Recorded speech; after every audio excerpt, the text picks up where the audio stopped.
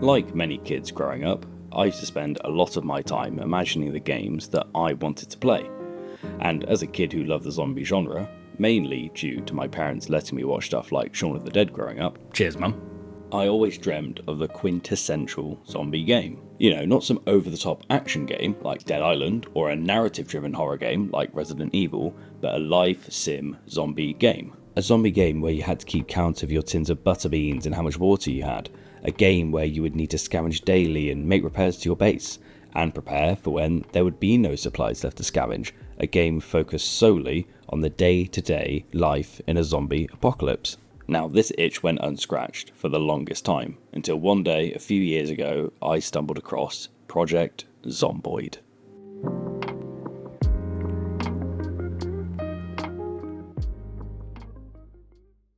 It had everything that I wanted from a zombie game. A behemoth sandbox where the focus was on the logistics of surviving and navigating a hostile world as a fry chef, fitness instructor, or someone with no discernible skill whatsoever. You learn pretty quickly that sprinting out the starter home you spawn into and attempting to approach the game like you would with pretty much every other zombie game there is, will have you back to the main menu before you even have a chance to count your butter beans. The game has a very steep learning curve, but a learning curve that rewards careful planning and learning from your prior mistakes. On your first few attempts, you might be able to make it a few days, which then eventually becomes surviving your first week, and then your first month, and then eventually you're making plans to survive the far-off winter. Most other games wouldn't have you worry about cutting your hand on the glass left in a window frame after it's been smashed, but the first time this game wagged its finger at me for doing so, it had me frantically ripping my t-shirt to bandage my wounds, and I was taken aback in the best possible way. I've always had a fondness for games or movies that focus on the small details of a situation. I always find myself noticing in movies when a character seemingly never runs out of ammo, or when a character in a cutscene suffers an injury or wound that should be fatal, and it completely ruins my immersion. Project Zomboid addresses this with an absolute insane level of detail. You can suffer from a range of injuries from something simple, like a cut from pushing through the dense forests, to needing to stitch deep wounds with a suture and thread. You need to pay attention to your body's temperature, the effectiveness and durability of the clothes you're wearing, the amount of nutrition in your food, or how the strain from today's exercise will impede your ability to perform the following day. No action in this game can be done without having to consider the potential unintended consequences of said action. This means this game demands your moment-to-moment attention at all times. And this level of detail covers all aspects of the game. When starting out, you're not going to be able to swing a baseball bat for more than a handful of times before you get winded. You're not some super soldier, you're just a person, but you can get there with a lot of time. The character progression is a marathon, not a sprint. You have to scavenge for textbooks for the myriad of skills in the game, and then spend time reading those textbooks and practicing before you'll be able to do many of the things that other games wouldn't think twice about letting someone with no experience do. You want to make some repairs to your vehicle? Well, you better have the correct parts, tools, and knowledge on how to do this, otherwise you'll be walking. I love this approach to progression, as it actually feels like your character is learning and developing their skills. Every level feels earned and gets you invested in your character. This only adds to the constant tension, especially when you're weeks into a playthrough and you've spent hours building your character. Every close shave you have is even more terrifying.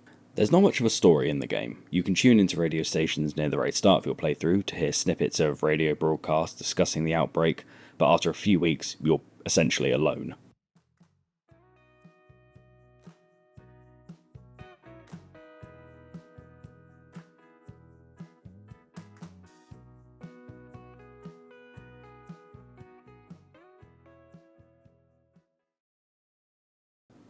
This isolation gives the game a very melancholy tone. The game itself reminds you every time you load into your save that this is how you died.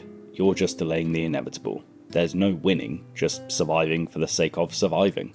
There comes a point in every playthrough when you come to the same realization. The realization that you've built a base that you can defend, and you have a sustainable source of food and water. You've achieved the handful of goals you originally set yourself, and the only prospect is playing out the same routine ad infinitum.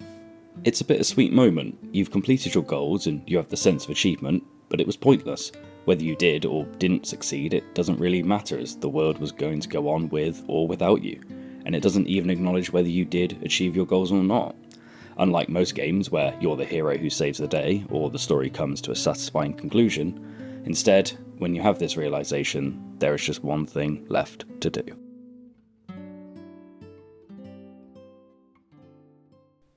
No, not that. You start again. The game allows you to tweak the experience, so no two playthroughs are the same. You can make the zombies smarter, faster, or more plentiful. You can make it so you start months into the apocalypse, or so there's little to no food in the world. The game is still being actively worked on, so there's new content releasing fairly regularly and a very active modding community, so there's always ways to add further content to the game. I've spent a lot of time in this game, and it's a game I return to every few months to regularly repeat the same journey. It's a game that I feel doesn't get enough love or attention, so if you haven't played it and you're interested in dad-esque games but also aren't so boring that pretending to be a farmer appeals to you, then you should definitely give it a go. So it wasn't until I sort of finished making this I realised I didn't put in any of my critiques. So I'll just chuck them on the end here. First one, it's a little bit buggy. Sometimes you can just like fall through the roof, or things just don't sort of work as they should. But I'm sure they'll fix it. And the name Project Zomboid. I mean, it's not great, is it?